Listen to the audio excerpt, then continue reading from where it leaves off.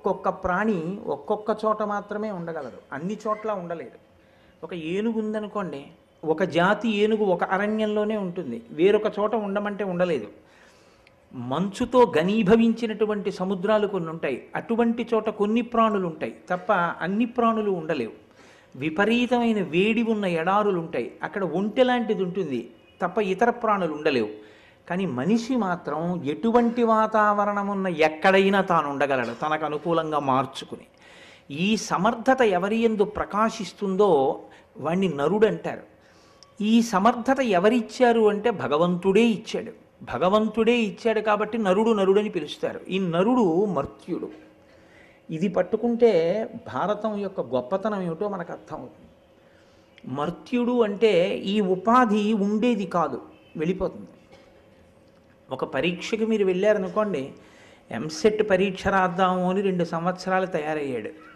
ఇప్పుడు తను ఒక మంచి కళాశాలలో సాంకేతిక విద్య యందు పట్టభద్రుడు కావాలి అంటే ఇప్పుడు అర్హతకి కావలసినటువంటి స్థితిని పొందడానికి అతనికి ఉన్న సమయం కేవలం ఆ 2 గంటలే.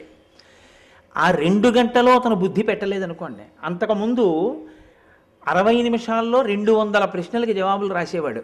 ఇప్పుడు ఎక్కడో దూరం నుంచి వస్తున్న పాట వింటూ అతను ఆ 2 గంటల సమయాన్ని వాడుకోలేదు. ఇప్పుడు అతను గొప్ప కళాశాలలో సాంకేతిక విద్యను అభ్యసించగలడా? కుదరదు, అసలు చదవడమే కుదరకపోవచ్చు. ఎందుకని అంటే ఏ 2 గంటల సమయమో అమూల్యమో ఆ 2 గంటల సమయాన్ని అతను వాడుకోలేదు కాబట్టి ఆ ప్రయోజనాన్ని పొందలేడు. మర్త్యుడు అన్న మాటకి నరుడు అన్న మాటకి మధ్యలో ఉండే భేదం అలాగే ఉంటుంది. మర్త్యుడు అంటే ఎవ్వరికీ ఇవ్వనటువంటి ఉపాధిని నీకు ఇచ్చాడు ఈశ్వరుడు. ఇప్పుడు దీంతో ఎవరూ సాధించలేనిది నువ్వు సాధించగలవు, అంటే నీవే ఈశ్వరుడు అని తెలుసుకోగలవు. అద్వైతంలో కైవల్యమును పొందడం అంటే ఇక్కడే ఇప్పుడే నువ్వు జ్ఞానము చేత నీవే ఆత్మ అని తెలుసుకోవడం, జీవబ్రహ్మైక్య సిద్ధిని పొందడం. అది ఎవరు తెలుసుకోగలరు అంటే ఇతర ప్రాణులకు కుదరదు. ఆ జ్ఞానము ప్రకాశించగలిగినది కేవలము నరజన్మయందే. ఇప్పుడు ఇచ్చాడా లేదా? ఆ ఉపాధి ఇచ్చాడు, కానీ ఈ ఉపాధిని దానికి వాడుకోలేదనుకోండి, ఇతర ప్రయోజనాలకు వాడుకున్నాడు. ఇప్పుడు ఏమవుతుంది? ఈ ఉపాధి మళ్ళీ ఇస్తారని హామీ ఏమి ఉండదు మీకు. మీరు చేసిన పనులు బట్టి మళ్ళీ హీనోపాధుల్లోకి వెళ్ళిపోతాడు తప్ప మళ్ళీ నేను నరుడిగా పుడతానండి అలా ఏం హామీ ఉండదు. కాబట్టే మర్త్యుడు అంటారంటే ఇచ్చిన ఈ ఉపాధి పడిపోతుంది సుమా. రామకృష్ణ పరమహంస ఒక మాట చెప్తూ ఉంటారు, దేనికి మీకింత ఆతృత అని అడిగేవారు. ప్రతిరోజు నిద్ర లేవగానే ఆయన నేలకి తల వేసి కొట్టుకుని ఏడిచేవారు. దేనికి ఏడుస్తున్నావు మామయ్య అని అడిగాడు. నా జీవితకాలంలో ఇంకొక రోజు అయిపోయిందిరా, నాకు అమ్మవారి దర్శనం అవ్వలేదనేవారే. అటువంటి పరమహంస మహాపురుషుడు అమ్మవారి అనుగ్రహంతో ఆ జ్ఞానసిద్ధిని పొంది ప్రకాశించిన తరువాత వారు ఒక మాట చెప్తూ ఉండేవారు. ఒక నీటి ఒడ్డున, ఒక నది ఒడ్డున ఒక వ్యక్తి నిలబడి ఉన్నాడు. అతని దగ్గర ఒక మంచి పడవ ఉంది. ఎవరో వచ్చి చెప్పారు, 2 గంటల సమయం ఉంది, పైన ఎగువన విపరీతమైన వర్షాలు పడ్డాయి, ఆనకట్ట తలుపులు ఎత్తేశారు, వరద నీరు వచ్చేస్తోంది, 2 గంటలలో మీరు కానీ ఈ నదిని దాటి అదిగో అవతల ఒడ్డుకి వెళ్ళిపోకపోతే ఇక మీరు ఈ నదిని దాటలేరు. ఆ తర్వాత ఇక వరద వచ్చేస్తుంది. వరద వచ్చేసిందా, మీరు దాటడానికి ఏది మీకు ఉపకరణమో ఆ పడవ అక్కడ ఉంటుందని నమ్మకం లేదు. వరదలో పడవ కూడా కొట్టుకెళ్ళిపోతుంది. పడవ కొట్టుకెళ్ళిపోకుండా ఎప్పుడు ఉపయోగపడుతుంది? ఆ వరద రాకముందే. మీరు పడవని నీటి యందు నడపగలరు. ఇప్పుడు మీరు గబగబా పడవెక్కి వెళ్ళిపోండి అన్నారు. ఓ 10 మంది ఏం చేశారంటే గబగబా తమ పడవలెక్కి అన్ని పనులు విడిచిపెట్టేసి ముందు పడవలో ఆవలి ఒడ్డుకు వెళ్ళిపోయారు. ఇంకో కొంతమంది ఏం చేశారంటే చెప్పారు, పడవ అన్నది ఉన్న తర్వాత ఎందుకు దాటగలం అని చెప్పి ఏవో ఇతర పనులు చూసుకుందాం అని చెప్పి ఇతర విషయాలు చూశారు. ఈలోగా వరద వచ్చేసింది. వరద వచ్చేసిన తర్వాత పడవ ఉంటుందా అక్కడ? అసలు పడవే లేదు కాబట్టి ఇప్పుడు దాటడం అన్న సమస్య ఉంటుందా? లేదు కాబట్టి ఇప్పుడు ఆ వ్యక్తి ఏమై ఉంటాడు అన్న దాని గురించి నేను మీకు చెప్పక్కర్లేదు. ఈ ఉపాధి కూడా అంతే. అది మర్త్యుడన్న శబ్దం ఎందుకు వేస్తారంటే సంస్కృత భాషకున్న గొప్పతనం అదే. వేదం సంస్కృతంలో చెప్పడానికి, చాలా గొప్ప విషయాలన్నీ సంస్కృత భాషలో చెప్పడానికి కారణం అదే. అది సంస్కరింపబడిన భాష. అది భావాన్ని ఖచ్చితంగా వ్యక్తం చేస్తుంది. అందులో ఈ మర్త్యుడు అంటే ఈ ఉపాధి ఉంటుందని నమ్మకం, లేదా మళ్ళీ ఇదే వస్తుందని నమ్మకం. ఒక్కసారి ఇందులోంచి విడిపోయావో ఇక మళ్ళీ ఇలాంటిదే వస్తుందని నమ్మకం లేదు. ఇందులో ఉన్నాను కదా అని ఎప్పుడూ ఉండిపోతానని అనుకోకు. ఇవాళ వచ్చిన అవకాశం రేపు వస్తుందని అనుకోకు. అలా రావాలని ఏం లేదు. ఎప్పటి అవకాశం అప్పుడే, అంతే. కాబట్టి జార విడిచేసుకున్నావో ఏమో ఇక నువ్వు పొందుతావో పొందవో, ఏదో పని చూసి వచ్చి నద్దాటుదావు అనుకున్నవాడివి.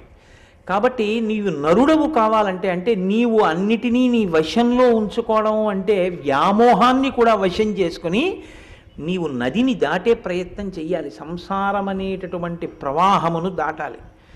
అలా దాటడానికి ఈ ఉపాధిని ఈశ్వరుడు ఇచ్చాడు. ఇతర ఉపాధులకి ఇది కుదరదు. మహాభారతం మీద ప్రసంగాలు అవుతున్నాయి అని అన్నారనుకోండి, ఎవరు వస్తారు? మహాభారతం మీద ప్రసంగాలు అవుతున్నాయి అని కట్టినటువంటి బోర్డులు ఎవరి కోసం?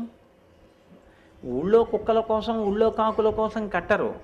ఎవరి కోసం కట్టించుంటారు గోపాలకృష్ణ గారు అంటే కేవలం మనుష్యుల కోసమే అని నేను అనుకుంటున్నాను. నా భావన తప్పని నేనేం అనుకోవట్లేదు కదా, కేవలం మనుష్యుల కొరకే. అంటే ఇప్పుడు మీరు ఆలోచించండి, ధరించడానికి అవకాశం ఉన్నటువంటి ఉపాధి ఎవరికి ఇవ్వబడిందో వాళ్ళకి మాత్రమే వీటి గురించి చెప్తే ఉపయోగించుకుంటారు.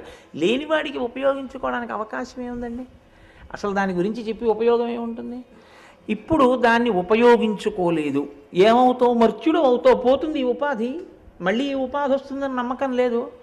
అయితే తరించడానికి భారతం ఏం చెప్తుందండి మాకు అంటే, ఎప్పుడైనా జ్ఞాపకం పెట్టుకోండి, శ్రీరామాయణం చెప్పిన, భాగవతం చెప్పిన, భారతం చెప్పిన, వేదం చెప్పిన, సనాతన ధర్మమునందు ఏది చెప్పిన దాని పేరే అది. చివర ధర్మమే చెప్తుంది.